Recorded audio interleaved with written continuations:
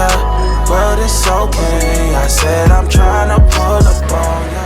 Hi everyone, I'm Kimchi. I love traveling and I love solo traveling even more. And today I'm taking you along on my 4-day solo adventure in Kyoto, Japan. I'm the kind of traveler who loves exploring local places that don't get too many tourists. So let's go find some secret spots together, the kind that make you fall in love with Japan for all the quiet reasons. Same energy, yeah, look, same energy. How we go? I started off by taking the Hankyu Kyoto line from Osaka to Kyoto. It takes a little bit longer than the JR line, about 45 minutes instead of 30, but I wasn't in a rush, and I love long train rides. There's something peaceful about watching the scenery pass, seeing locals go about their daily lives, and that's what travel is about, right? Feeling what it's like to live somewhere else. And it was raining when I arrived in Kyoto, which felt kinda cozy. What I love about Kyoto is that the buildings are pretty low, so the city feels open and calm. No towering high-rises like in New York City or other busy Asian metropolises. It's just nice.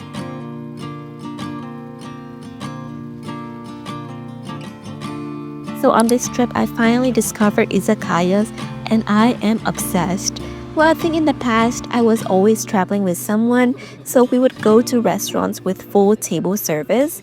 But there is something about izakayas that just feels so homely. The food is cooked with love, and they actually serve single portions, which is perfect for solo diners like me. So for example, in Korea, you often can't dine alone in barbecue places. You have to order 2 portions minimum, and it's just not as solo friendly. But here, I got to try so many small dishes. So my first meal in Kyoto was of course at a local izakaya near my hotel, and somehow I ended up talking to a tattoo artist from Mexico, and we shared stories, and I realized you really learn about a person not from what they say, but from the life they have lived. And that was day 1.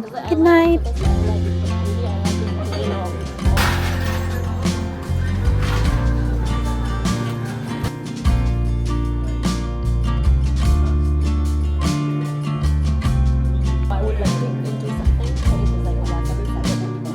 And for day 2, I decided to try out the Sagano Romantic Train.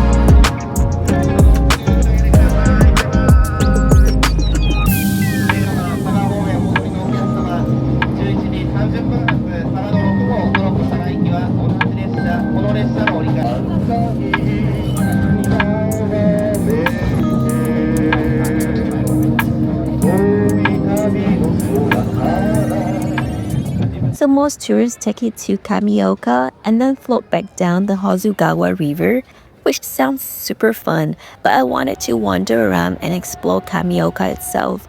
And guess what? Not a single tourist in sight. It was just locals and maybe a few Japanese visitors. So solo traveling in Japan has a way of grounding me, especially after living in a city like New York where everything is loud, fast, and overstimulating. Here it's like people respect each other's space, and it gives you room to breathe and reflect. I realized I had been neglecting my inner world. focusing on work, friendships, exercise, but forgetting the mind controls so much.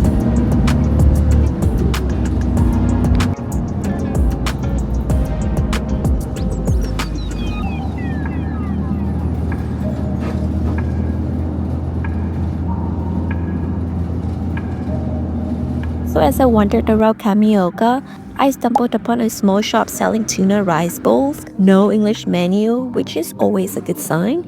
So I just pointed to the first option. And what came out was this beautiful seared ahi tuna over rice with a citrusy yuzu sauce, plus a clam miso soup. I finished the whole thing. I mean, to the last grain. Well, of course, pics first for Instagram. And please don't forget to follow me on Instagram at isyourkimchi.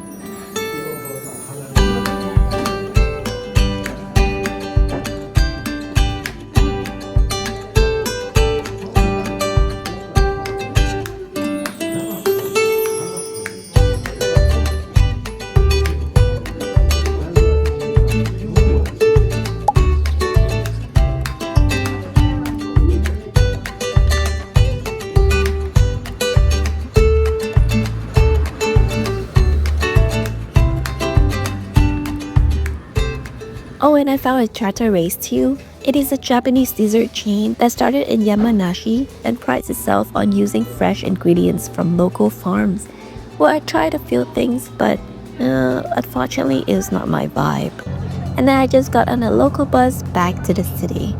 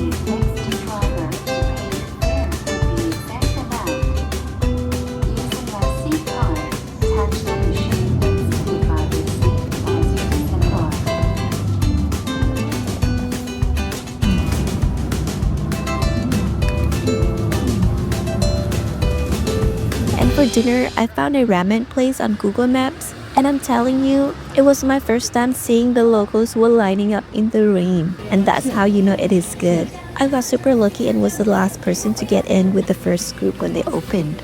So Ramen Dai is known among locals and even some Japanese celebs for their shoyu-based ramen that is lighter and clearer than most tonkatsu styles that we all know. It was loaded with green onions, bamboo shoots, and the flavor is so delicate. Well, I did end up adding some garlic and kimuchi to suit my taste, and this sweet older lady who sat right next to me asking about my camera.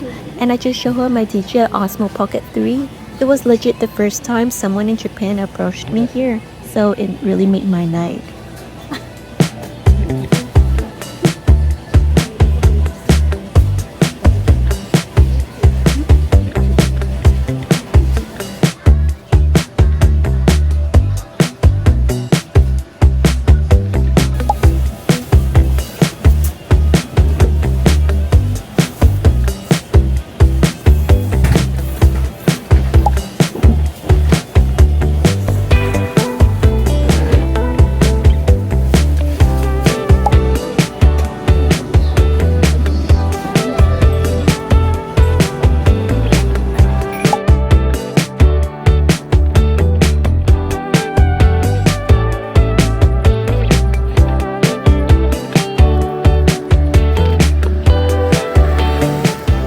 Well, next morning, I decided to do something touristy, so I headed to Hokan-ji temple at 7 a.m., hoping to beat the crowds.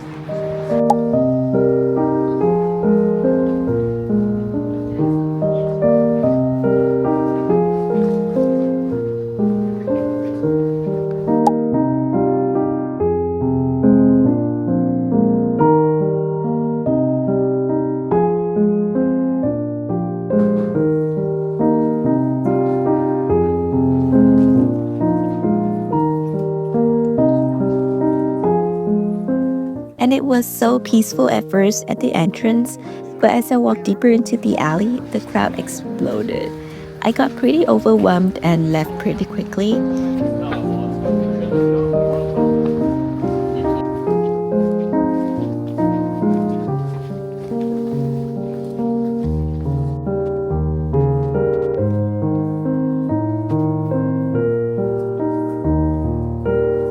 There were even signs in English on the bus reminding tourists to be mindful, and that's how you know Kyoto is really grappling with over-tourism. Well, I saw so many tourists walking around Kyoto with their suitcases. Well, my quick tip is to use the luggage delivery service in Japan. I always use it here and it's literally a lifesaver. It's only around $10 to $20 and it actually saves your bag and your sanity. Or you can book one on Klook and use code Kimchi Klook for some discounts. And then in the afternoon, to escape the chaos, I went to Lake Biwa, specifically a park right outside Ishiyama Station. And it was really the most peaceful part of the trip. And I just sat there for straight up 2 hours watching kids play, people jog. It reminded me how noisy my life has been and the kind of noise you don't realize until it's gone.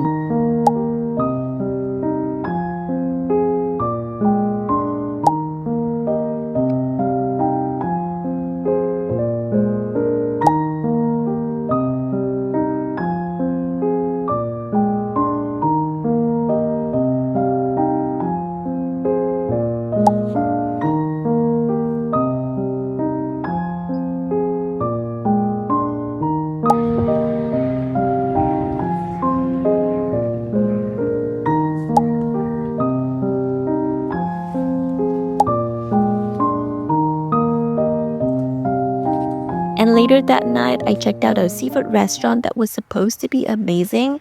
Well, a Mexican guy I met earlier recommended it, and that the owner caught all the fish himself. But the sashimi that I had wasn't super fresh, and the rice was too salty, and well, the staff wasn't too welcoming. Well, maybe because I didn't really speak Japanese, but I don't know. Well, still worth trying something new.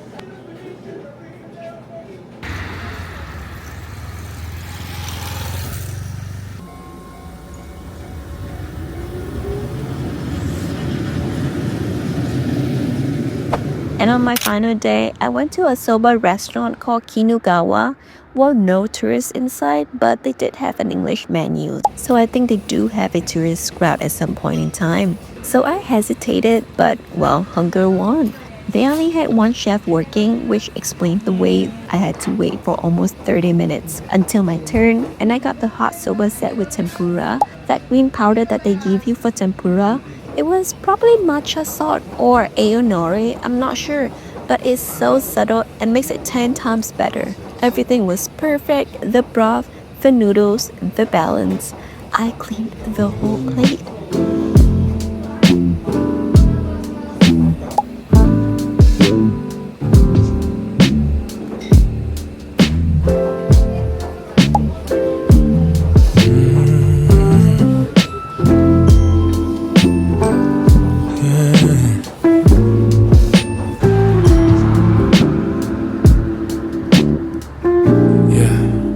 Well, I finished my trip at Toji Temple.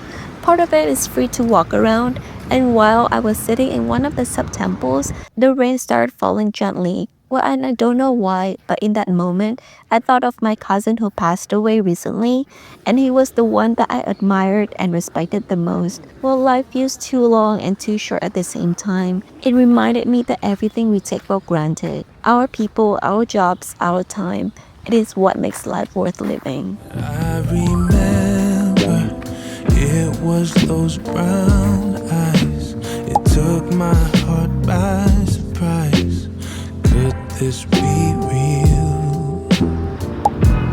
Because I dreamt you, a chapter that I turned, and too good to be true was the way you made me feel.